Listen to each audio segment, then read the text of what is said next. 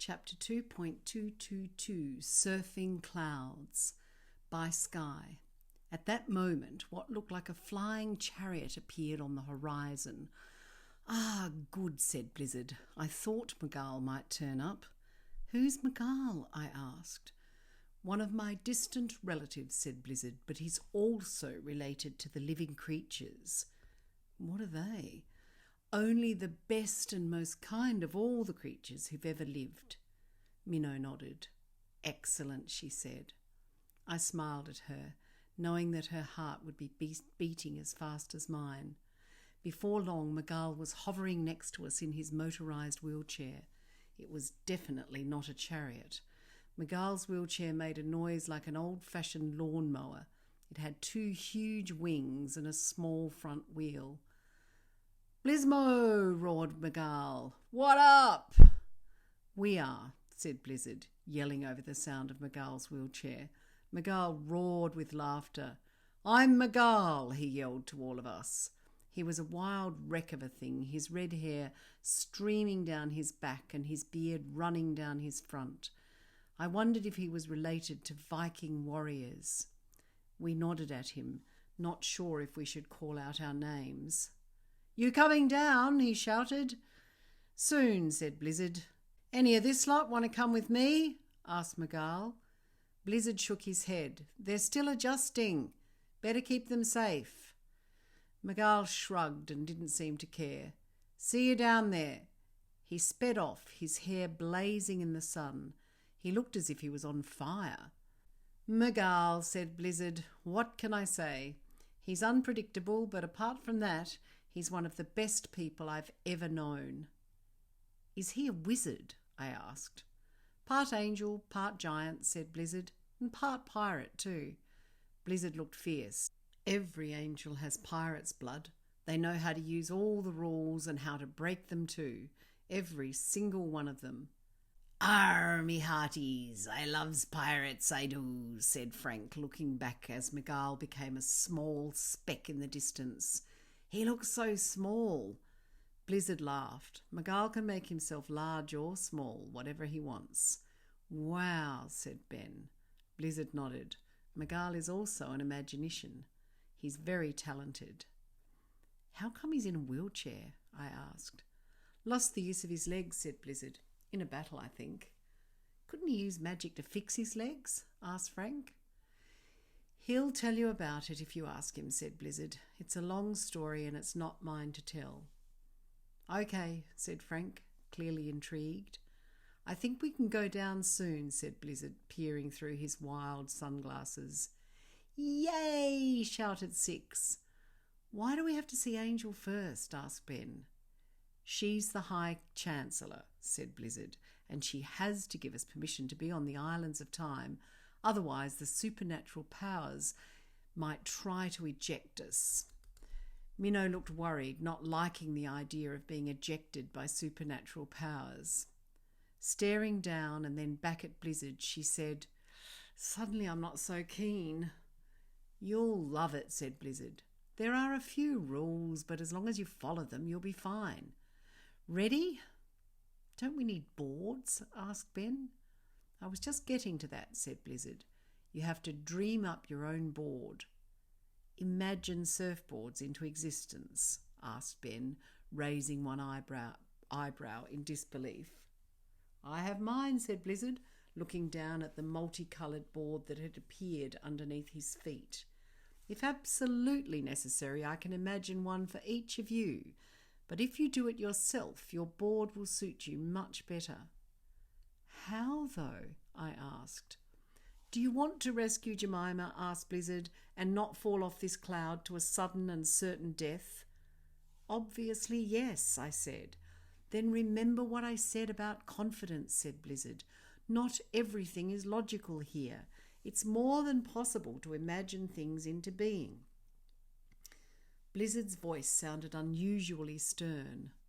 I became worried that Blizzard might think I was being a wimp, but while I was wondering how to dream up a surfboard out of nothing, I realised that I was standing on a hard, cold surface. Underneath my feet was the most excellent board, orange and purple, all swirling around like a lollipop. It was sick. "Did I do that?" I asked. "Well, it wasn't me," said Blizzard.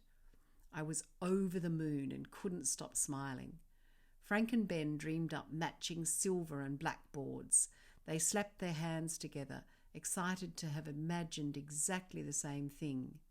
Minnow's board was small and blue. It was thinner than ours, which made her worry. "Is mine okay?" she asked. "Not too small?" "Your imagination has dreamed up exactly what you need," said Blizzard. "Well done. Now, listen up.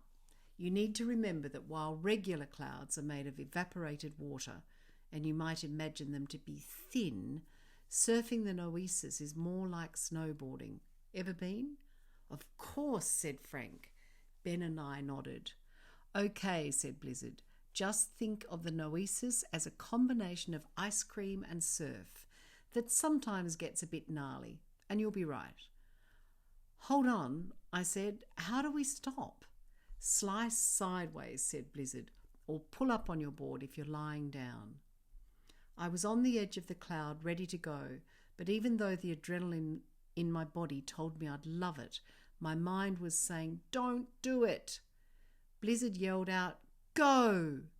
I felt my heart leap into my throat.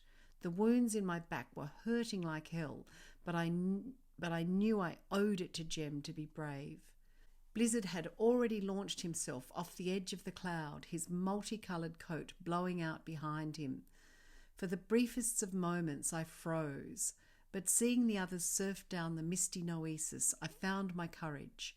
Tilting my board forwards, I took off, amazed at how thick the atmosphere felt, just like a creamy gelato, except it wasn't cold. So there we were, surfing down the Noesis, fast.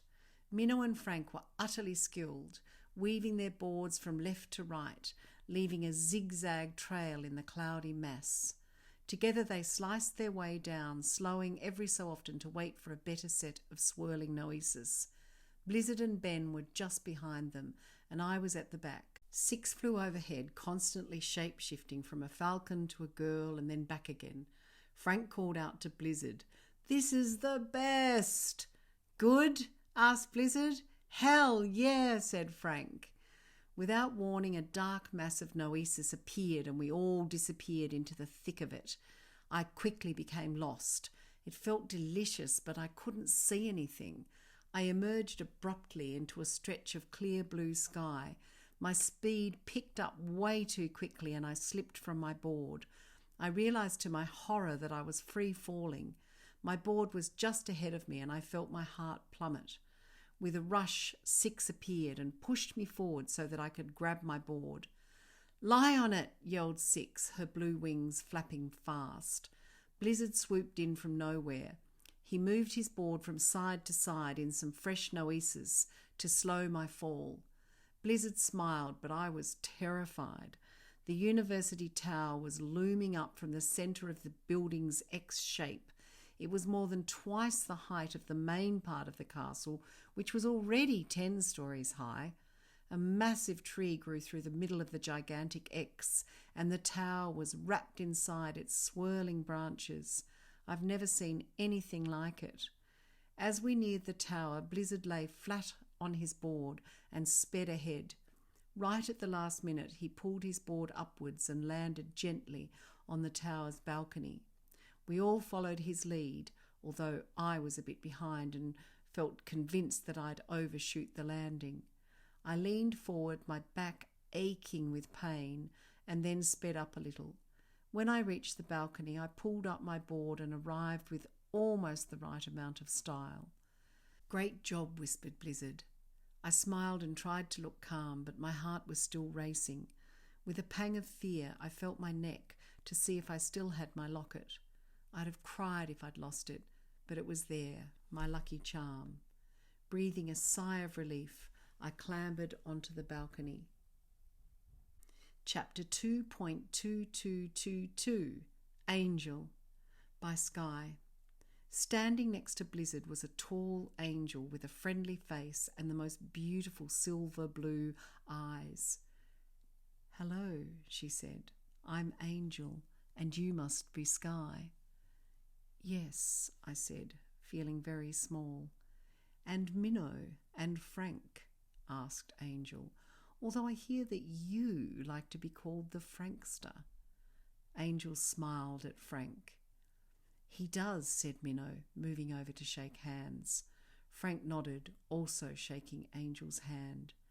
"Ben and Six, hello," said Angel. "Welcome. Come in. I knew I shouldn't worry, especially when I heard you were with Blizzard. With so many of you having your first time in the Noesis, though, I didn't want any accidents." Angel beamed at us. Her hair was white, but she didn't seem to be old at all. When no one said anything, she continued on. "I can see into the future, and having been a prophet for thousands of years pays off. Still, it's been difficult to see clearly with the time virus causing so much havoc." Blizzard laughed. "You always see clearly." Angel smiled. She seemed to glide rather than walk, and her hair bounced along behind her as though it had a life of its own. With a smile, Angel ushered us into a big lounge room. A log fire was burning, even though it was quite warm outside. The fire made everything seem homely and safe, though. I loved it. "Make yourselves comfortable," said Angel. "You've had a torrid time." Outside, I could see the branches of the tree in which Angel's tower was wrapped. I felt as though the leaves were beaming at me, almost bursting to speak. The whole place felt more alive and full of goodness than anywhere I've ever been. It made my heart feel glad. After being with horrible people like Isla and Filthy, even for a short time, it's as if your whole being craves the company of decent people. My father had always told me that good people are like treasure. If you find any, he'd say, hold on to them for dear life, Skydie, because there aren't many about. Six interrupted my thoughts by swooping all around the room, clearly showing off. "Six," I said, "shouldn't you be invisible?" "We don't have to worry about that here," said Angel. I turned to Blizzard. "I was told that Six had to stay invisible." "Angel knows all about split selves," said Blizzard. "She's an expert." I smiled, but I was still worried. I trusted my grandmother's book more than I trusted Angel. The pain in my back returned with a sudden burst, and everything went black. "Oh, you poor thing," said Angel. "You're in pain. What happened?" "Several things," said Blizzard, "none of them good.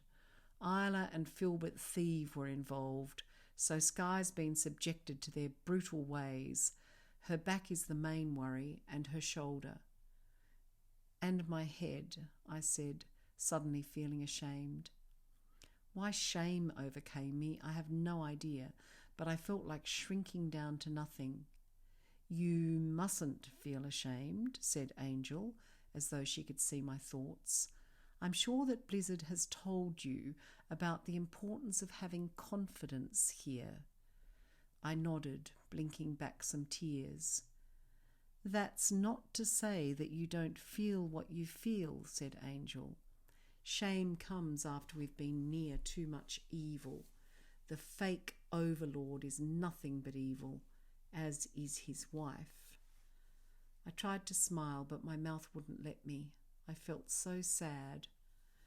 Angel continued, "Mark my words. Once you've recovered, you will be really well. Not half well, and definitely not wrapped in a big cloak of sorrow and shame, stumbling along. That's a terrible way to be." Blizzard grinned.